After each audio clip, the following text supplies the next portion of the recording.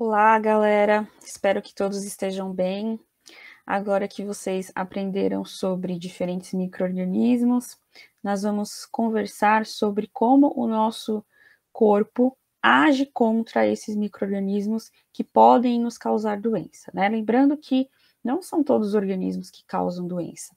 Aliás, nós temos conosco, convivendo harmoniosamente, micro-organismos que nos ajudam, né? Vamos lembrar das microbiotas, a principal delas, a intestinal. A gente tem presente na nossa microbiota intestinal bactérias e leveduras que, na verdade, nos auxiliam no processo digestivo, no funcionamento adequado dos nossos intestinos.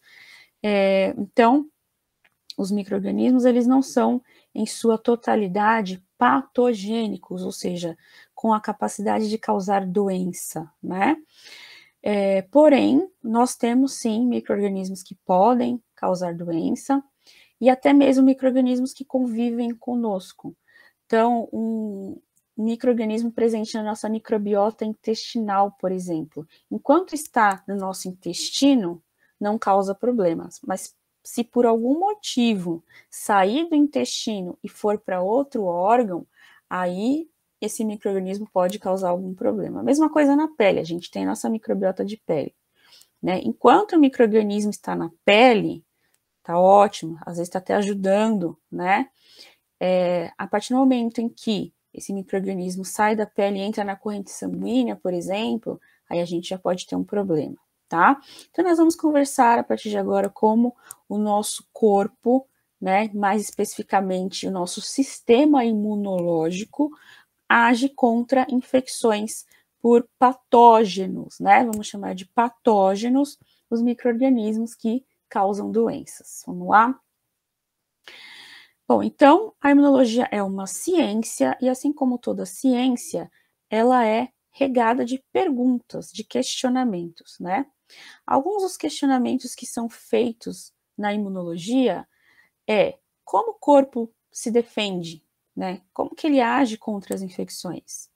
Uma segunda pergunta é quando que a infecção ocorre, né? Então, a gente tem uma gama de doenças infecciosas causadas por diferentes micro-organismos, e a gente já sabe que a gente pode ter infecções que se iniciam por inalação de partículas, por exemplo, a Covid-19, né? Então, a gente está inalando partículas virais que estão dispersas no ar. A gente tem infecções que acontecem porque a gente bebeu água que o patógeno estava presente.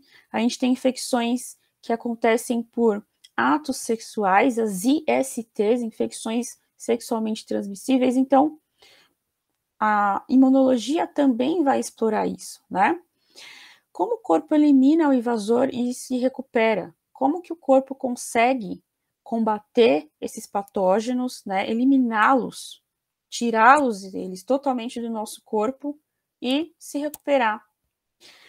E por que nós desenvolvemos uma imunidade duradoura a muitas doenças infecciosas encontradas uma vez e as superamos? Ou seja, como é que a gente tem contato uma vez com um patógeno, né? A gente consegue combater esse patógeno, nosso sistema imune consegue combater, e depois a gente nunca mais tem aquela doença.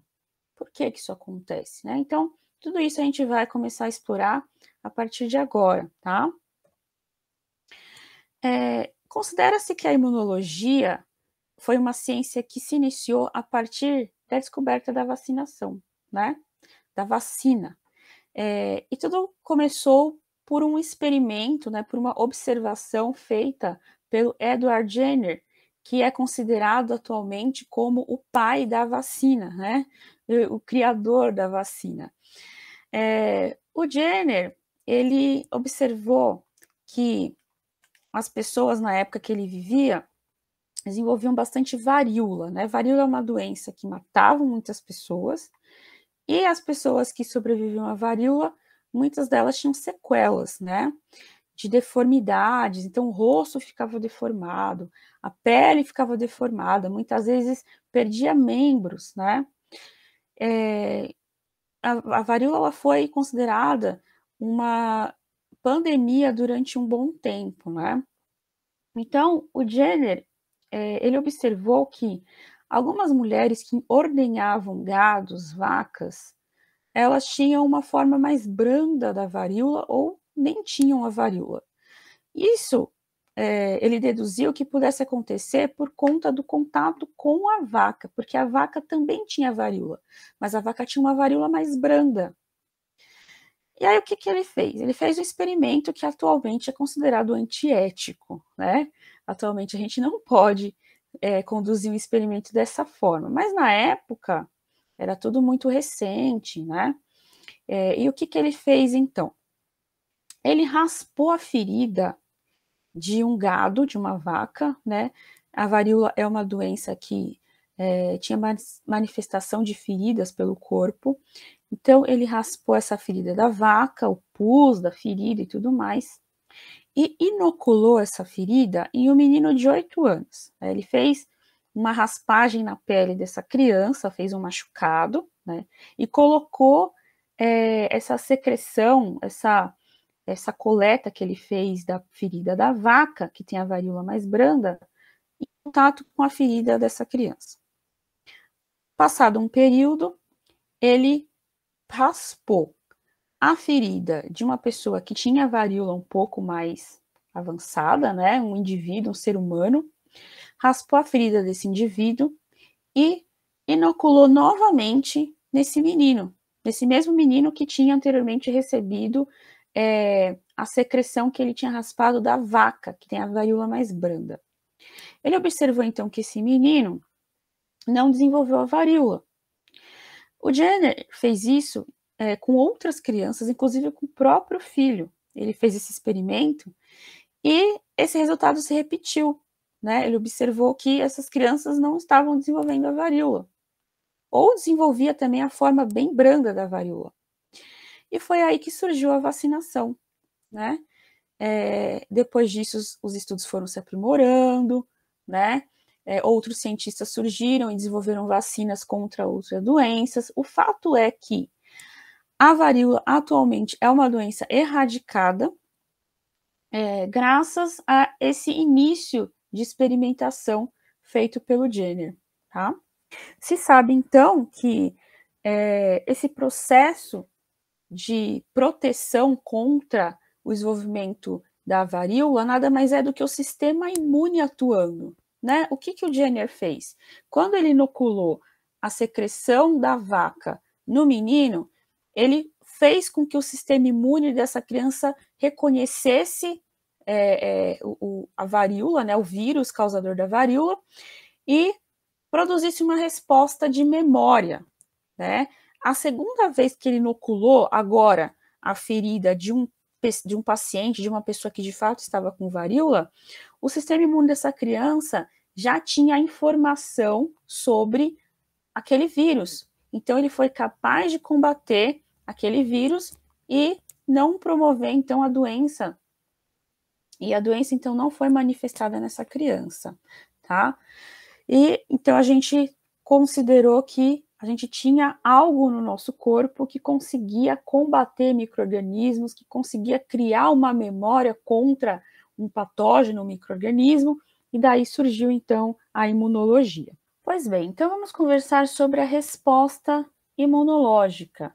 Resposta imune são aquelas envolvidas contra patógenos, né? Potenciais patógenos. Lembrando que patógenos a gente chama aqueles micro-organismos que causam doenças, né?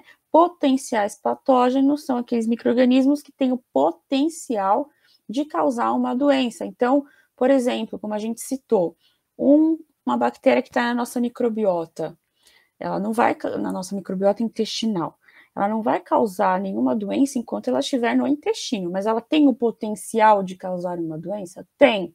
Se ela cair na corrente sanguínea, por exemplo, né? For parar no rim, aí ela pode causar um problema, tá?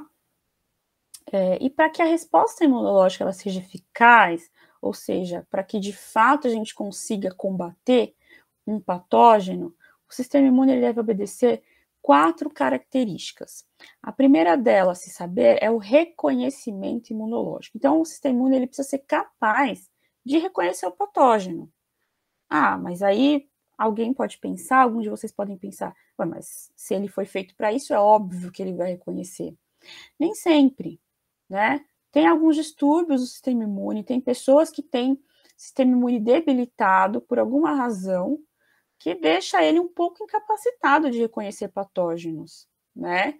É o que a gente chama de imunodeficiências, né? Então, a pessoa ela tem algum distúrbio, alguma questão aí que não faz com que o sistema imune dela seja totalmente capaz de reconhecer um patógeno, tá?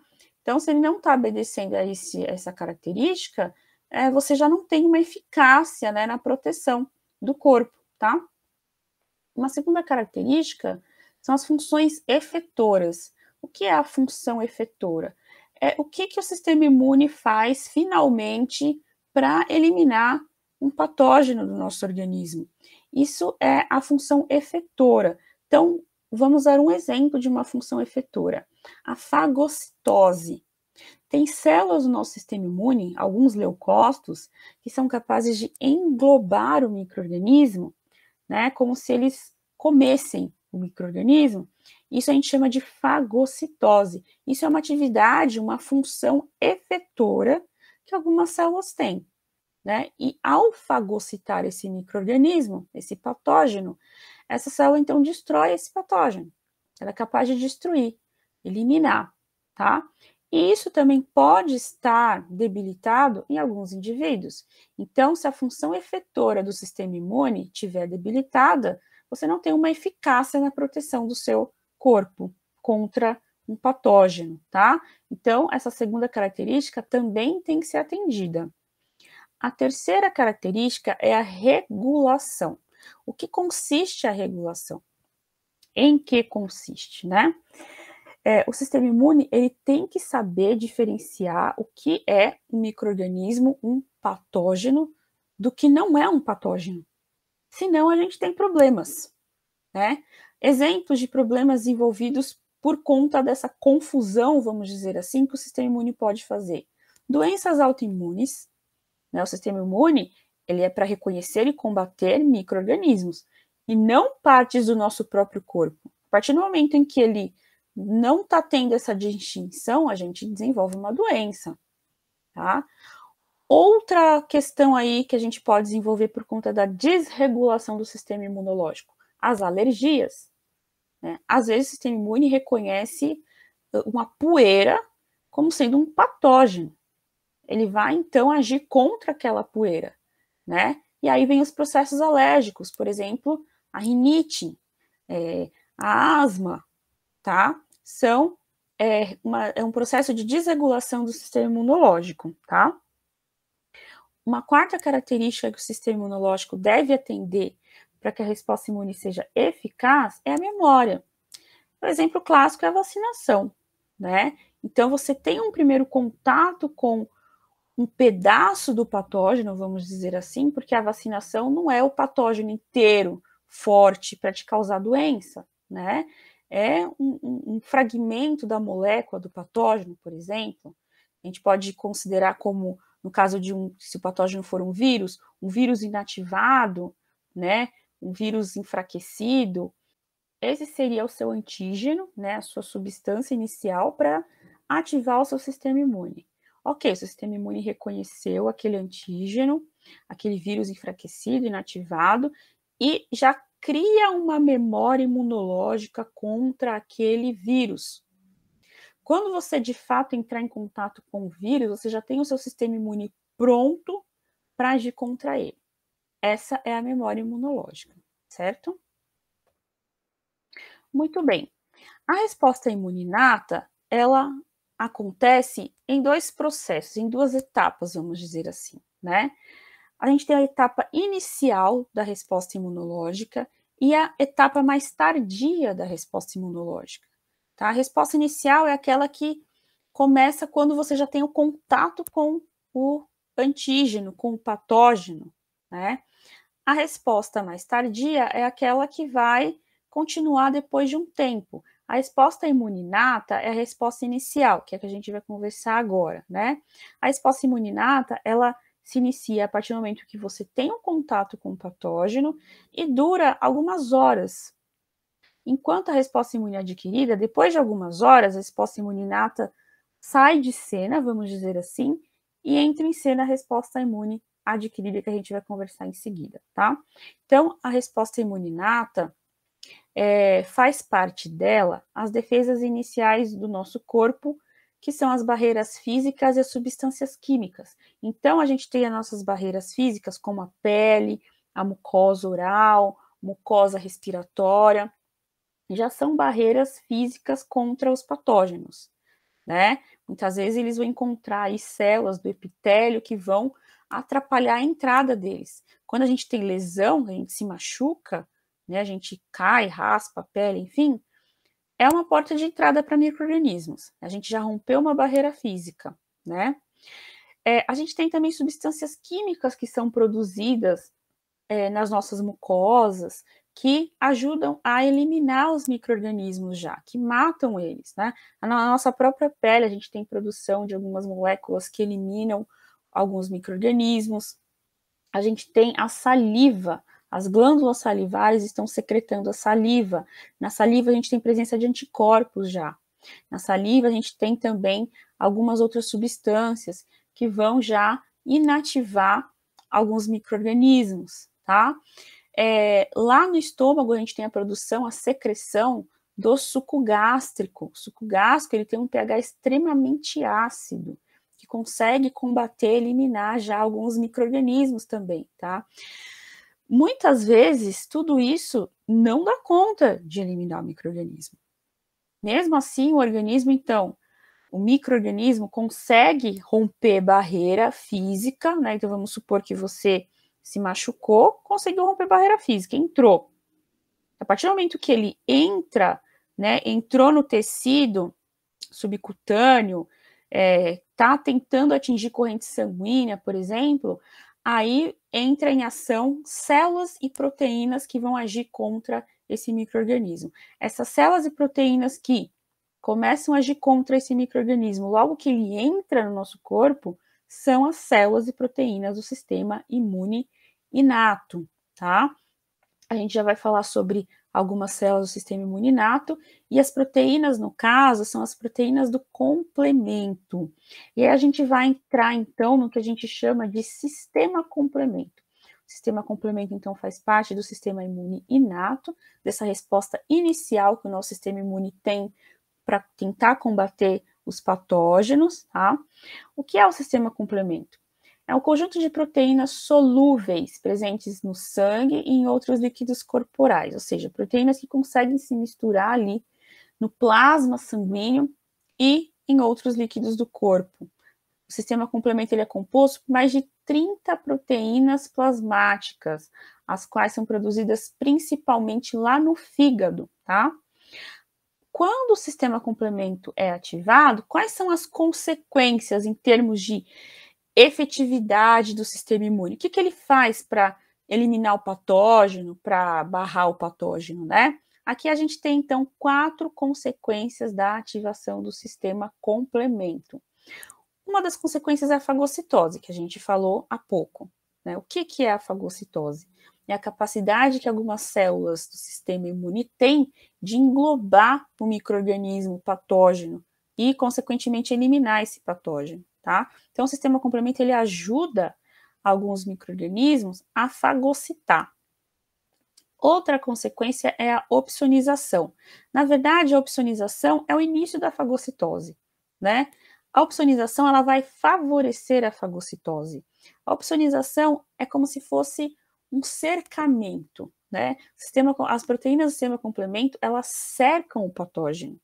É como se fosse um exército mesmo atuando, né? Tá todo mundo trabalhando em conjunto ali.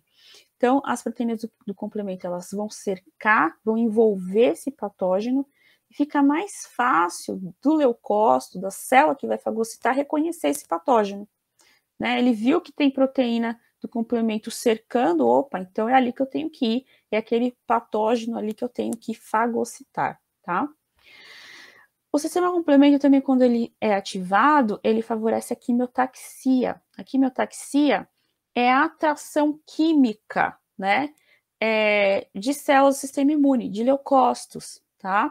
Então, ele vai, é como se fosse, é como se a gente inalasse um odor, né, que atrai as pessoas, que atrai insetos, enfim.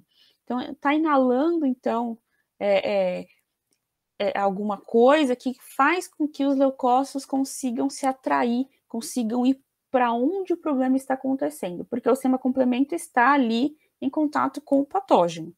Então, ali ele consegue fazer com que as outras células do sistema imune, as células do sistema imune, sejam atraídas, sejam recrutadas, tá? E uma quarta consequência da ativação do complemento é a lise celular, ou seja, rompimento. Lise é rompimento. Rompimento de célula. Que célula?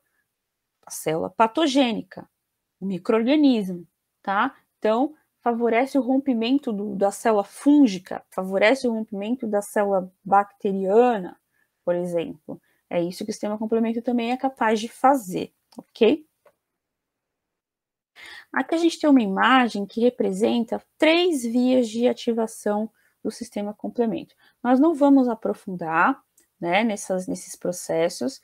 Esse conhecimento, ele é mais explorado no curso superior.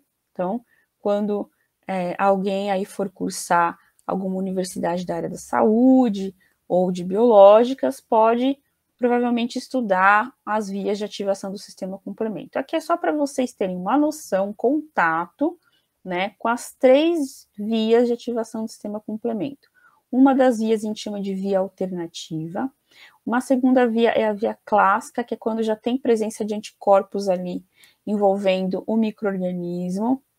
E uma terceira via é a via da lectina, que é o reconhecimento de manose. O sistema complemento consegue reconhecer na superfície do micro-organismo a presença de carboidratos do tipo manose, tá? A via alternativa é simplesmente o complemento reconhecer o organismo, né? Sem ter a presença de anticorpos e sem a necessidade de estar com a manose presente na superfície, ok?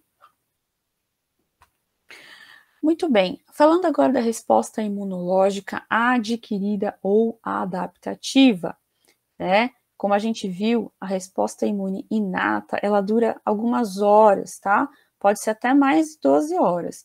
Aqui nessa imagem está representando a resposta imune inata agindo em 12 horas, né? Essa linha aqui é o tempo de infecção. Depois de 12 horas, segundo essa imagem, entra em ação o sistema imune adquirido. Algo que a gente tem que ter em mente, que é importante a gente já fazer a associação, é o tipo de célula que faz parte do sistema imune adquirido ou também conhecido por adaptativo, tá?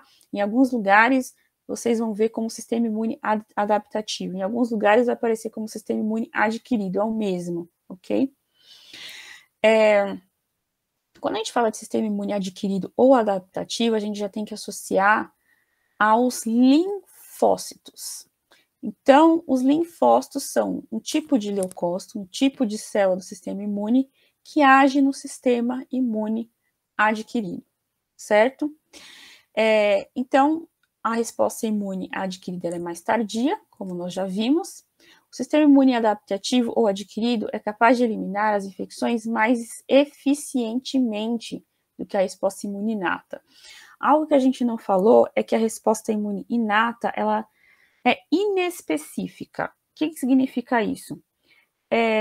Por exemplo, se a gente for considerar as barreiras químicas do nosso corpo, que faz parte da resposta imune inata, o pH lá do estômago, ele favorece a morte de qualquer micro-organismo, qualquer bactéria, independente da espécie de bactéria, qualquer fungo, qualquer levedura, qualquer euminto, né? Nem todos, né? Mas alguns eumintos, por exemplo. Enfim, não tem nenhuma especificidade.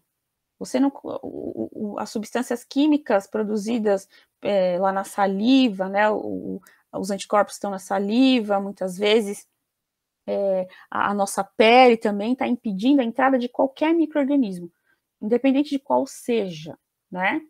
Já o sistema imune adquirido ou adaptativo, a resposta é muito refinada, né? Eles conseguem, essas células, linfócitos B e T, conseguem identificar exatamente a espécie da bactéria que causa a doença. Ele consegue diferenciar os pedacinhos daquela bactéria, vamos dizer assim, né?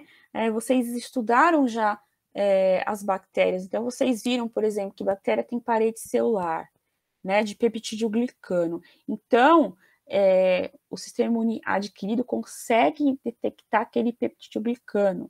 Ele consegue detectar um gene da bactéria, um fragmento do DNA daquela bactéria. Ele consegue detectar, por exemplo, uma toxina que a bactéria produz. Então, é bem refinada a resposta. Mais ainda do que a toxina, né? Toxinas geralmente são proteínas, né? Então, o sistema imune adquirido, ele não somente consegue identificar a toxina, ele consegue identificar um pedacinho daquela toxina, uma sequência de aminoácidos daquela toxina. Então, é uma resposta muito refinada, né? A gente entra em aspectos moleculares bem finos quando a gente fala de imunidade adaptativa, tá? Muito bem. Falando então agora de órgãos e células do sistema imunológico. Então, nesse slide anterior, nós vimos já que os linfócitos são células do sistema imune adaptativo, né? Mas nós vamos explorar isso melhor em breve. E nós vamos falar também das células do sistema imune inato. Nessa imagem já aparecem algumas delas, mas nós vamos aprofundar um pouco mais, tá?